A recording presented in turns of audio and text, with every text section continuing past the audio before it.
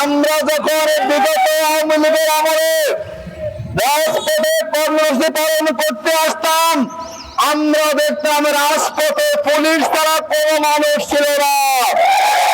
এই যে আজকে আমরা ৬টা থেকে মালিবাগ থেকে আমরা পুরো বাড্ডায় করছি, রাস্তায় কোনো আইনশৃঙ্খলা সমস্যা নেই কেন?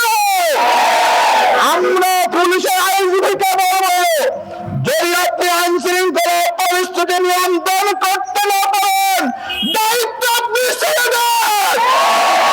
এই বাড্ডার পুলিশগুলো আজকে কোথায় আছে?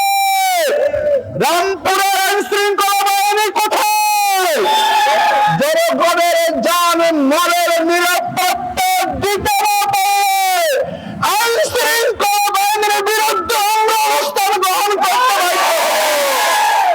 আপনারা বসে বসে ভাবছেন আবার আওয়ামী লীগ বাংলাদেশে আসবে আর আগের মতো আপনারা সুবিধা গ্রহণ করবেন, এই সুযোগ বাংলাদেশে আর কাউকে দেওয়া হবে না।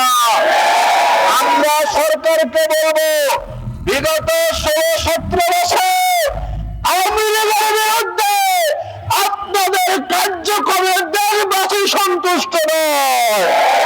আপনারা আওয়ামী লীগের প্রতি কেন দরদ দেখাচ্ছেন?